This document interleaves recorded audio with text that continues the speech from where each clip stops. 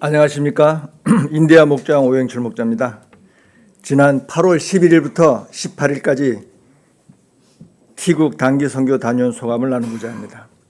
주요 활동 사항과 기간 중에 큐티하면서 그리고 현장에서 느낀 사항 위주로 간략히 말씀드리겠습니다. 갈 길이 멀어서 그냥 읽어 내려가겠습니다. 주요 활동 사항은 한국전 참전용사협회 방문, 난민가족 신방, 주일 예배, 이스칸데룬 지진 피해 지역 한국인 마을 방문 격려, 안디옥 지진 피해 지역 주민 격려 등의 활동을 하였습니다. 일정별로 보면은 8월 12일 토요일에 한국전 참전용사협회를 방문해서 한국전 참전에 감사한 마음을 전하고 나서 오후 늦게 난민 가족 4가정을 방문하였습니다. 먼저 난민 3가족을 방문했는데 방문할 때마다 홍차와 과자를 내주어 대접해 주었고 자신들도 몇 끼니 먹기가 어려울 텐데 꼭 저녁을 먹고 가라고 하는 것을 보며 인심이 후한 사람이라고 느껴졌습니다. 일을 해서 먹고 살아야 하는데 일자리가 없고 돈을 벌 수 없어 생활하기에 힘들다고 하는 그들의 말을 듣고 마음이 아팠습니다. 그들을 위해 기도해드리고 준비한 작은 선물을 나눠드리고 나서 콩고 난민 교인집을 방문하였습니다. 이 콩고 난민은 길 선생님, 즉 선교사님을 말씀하시는 겁니다. 길 선생님을 알고 있는 현지인이 길 선생님에게 전화를 해서 기독교인 콩고 난민이 있는데 기독교인인 길 선생이 돌보아 주어야 하는 것이 아니냐 하며 소개해 주어서 만난 것이라고 합니다. $2,000가 없어 콩고에 있는 큰딸을 데려오지 못한다는 말을 듣고 마음이 너무나 아팠습니다. 우리가 할 수 있는 것은 기도뿐이었습니다. 그 가족을 위해 기도하고 준비한 선물을 드리고 집을 나왔습니다. 8월 13일 일요일에는 난민 3가족과 함께 주일 예배를 드렸습니다. 준비한 터키어로 특송을 하고 간증을 하고 목사님의 설교를 하시고 예배 후에는 점심 식사를 하며 교제의 시간을 가졌는데 모든 시간이 은혜가 넘쳤습니다. 8월 15일에는 이스칸데룬에 있는 지진 피해 지역 이재민 정착촌을 방문했습니다. 많은 이재민 정착촌이 있는데 우리가 간 곳은 한국에서 지원한 곳으로 총 500여 개의 컨테이너 하우스가 조성되어 있고 우리 교회가 후원한 2채도 보였습니다. 둘러보니 조계정에서도 후원하고 여러 교회에서 심지어 개인이 후원한 곳도 있었습니다. 그곳에서 우리 교회가 후원한 컨테이너 하우스에 살고 있는 한 가족을 방문하였습니다. 어려운 가운데도 차를 내며 따뜻하게 우리를 맞아 주었습니다. 자기 나라에서 70년 전에 한국을 도와주었는데 이 어려운 시기에 한국이 자기들을 도와주어서 너무너무 감사하다고 하였습니다. 가족과 몸이 안 좋은 어머니를 위해 기도해도 좋으냐고 물으니 기꺼이 기도해 달라고 하여 목사님께서 그들을 위해 기도해 드린 후에 작은 선물을 나누어 드리고 그것을 출발하여 안디옥으로 향했습니다. 출발한 지 1시간 후에 안디옥 목적지 소위 달동네라고 하는 곳에 도착해서 동네 사람들에게 준비한 생필품을 나누어 드렸습니다. 기름, 밀가루 등 생필품을 조금 나누어 드리는 것인데도 이것을 받으려고 오랫동안 기다리고 어떻게든 한 번 더 받으려고 애쓰고 심지어는 서로 언성을 높이는 것을 보면서 어릴 적에 우리가 구호품을 받을 때와 별다를 바가 없다고 생각하니 마음이 씁쓸했었습니다. 생필품을 나누어 주고 나서 그 동네 지도자라고 하는 분이 다과를 준비해 주어서 차를 마시고 있는데 우리 주위에 동네 사람들이 몇 분이 가지 않고 있어서 물어보니 기도받기 위해 기다리고 있는 것이라고 했습니다. 한 사람은 다한증으로 또 한 사람은 무릎이 아프고 심장이 안 좋아서 또 다른 사람은 자녀와 일자리를 위해 기도받기를 위해서 기다리는 것입니다. 그래서 목사님께서 그들을 위해 기도해 주셨습니다. 기도받으면서 즐거워하는 그들의 모습을 보면서 너무나 감사했습니다. 이들이 스스로 기도받으려는 모습을 보면서 새벽에 큐티할 때 누가복음 1장에서 보여주신 예수님이 많은 병자를 고치신 이야기가 떠오르면서 미래 이 땅의 모습을 보여주시는 것이 아닌가 하는 생각이 들었습니다. 이들이 표징이 되어 이곳에 하나님의 교회가 세워지기를 마음속으로 간절히 기도하였습니다.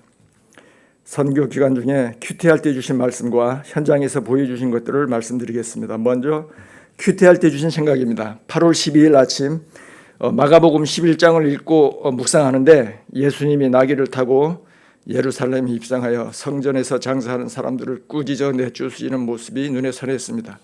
그리고 너희가 기도하면 구하는 것은 무엇이든지 이미 그것을 받은 줄로 믿어라. 그리하면 너희에게 그대로 이루어질 것이다 하신 말씀이 맴돌았습니다. 눈을 감고 가만히 생각하는데 이런 생각이 떠올랐습니다. 예수님이 예루살렘 성전에서 장사하는 사람들을 쫓아내시고 하나님의 예배하는 곳으로 회복하듯이 성령께서 이곳 모스크의 악령들을 내쫓으셔서 하나님을 예배하는 곳으로 회복시킨다는 것을 보여주시는 것 같았으며 우리들에게 이러한 믿음을 가지고 선교하는 일에 더욱 열심을 내면 반드시 이곳이 바라는 대로 하나님 나라가 온다는 것을 말해주시는 것 같았습니다. 그러면서 인간적인 시각으로 이 땅을 바라보면 아무것도 할 수 없으니 오직 믿음으로 나가야 한다고 말해주는 것 같았습니다. 8월 15일 새벽입니다. 마가복음 12장을 읽으려고 전자성경을 눌렀는데 마가복음 1장이 나왔습니다. 어제는 요한복음 1장에 나왔는데 주님이 주시는 말씀이라 생각하며 읽었습니다. 세례자 요한 예수님의 공생의 사역, 제자 세우고 많은 병자들을 고치시는 이야기인데 왜 어제와 똑같은 내용을 보여주시지 생각하면서 가만히 묵상하는데 길 선생님이 떠올랐습니다.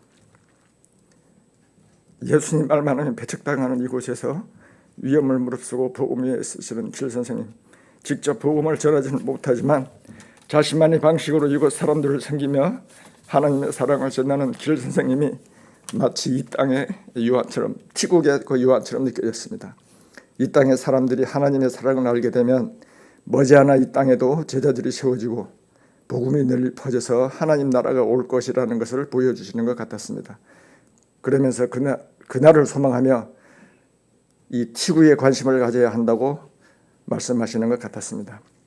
마지막으로 티국 현장에서 일어나는 일들을 보면서 느낀 것들은 먼저 이슬람 사람들이 기독교인에 대한 인식이 점진적으로 변하고 있다는 것을 볼 수 있었습니다.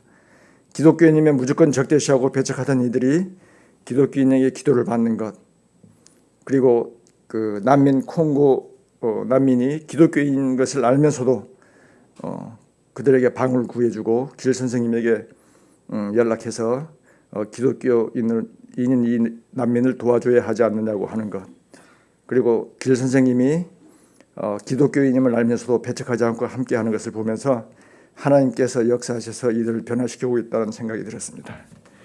두 번째는 티국 같은 곳에서도 이렇게 어떻게 선교해야 하는 것을 하는지를 보여주시는 것 같았습니다. 이재민이나 난민처럼 어려움에 처한 사람들을 찾아서 그들의 필요를 채워주거나 도움을 주면 그들은 그 도움에 대한 보답으로 무엇이든 하려고 하는 일종의 의무감 같은 것을 갖게 되는데 그 일환으로 기도를 받는 것이 아닌가 하는 생각이 들었습니다. 계속해서 주기적으로 도움을 주며 하나님의 사랑을 전하고 기도해주고 이렇게 하다 보면 그들이 자연스럽게 하나님의 사람으로 돌아오지 않을까 하는 생각이 들었습니다. 그리고 한편으로는 해외 선교뿐만 아니라 국내 이주민들에게도 관심을 갖고 하나님의 사랑을 전하는 일을 하며 그들을 지원하는 활동이 필요하다는 생각이 들기도 했습니다. 세 번째, 이곳에도 분명히 하나님 나라가 온다는 것을 보여주시는 것 같았습니다.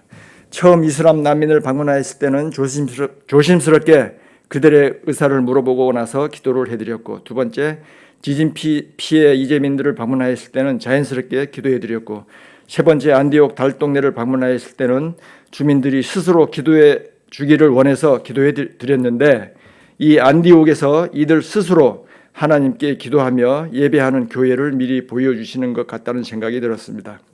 또한 이 기도의 과정, 즉 조심스럽게 기도하고 자연스럽게 기도하고 그들 스스로 기도를 원하는 것을 보면서 이 땅에 하나님 나라가 점진적으로 임하는 과정을 보여주시는 것이 아닌가 하는 생각이 들었습니다. 끝으로 하나님께서 이렇게 말씀하시는 것 같았습니다. 이 땅 티국의 선교가 누구나 할 수 있는 일이라면 너희를 이것으로 보내지 않았을 것이다. 아무나 할 수는 없는 일이기에 너희를 이곳에 보낸 것이다. 이제 너희가 보고 느낀 대로 너희가 할 수 있는 일을 찾아서 열심히 하라. 그러면 그 뒤의 일은 내가 알아서 하겠다라고 말입니다. 특별하게 우리를 사랑하시는 하나님께 감사드리며 단기 선교 소감을 마치겠습니다. 감사합니다.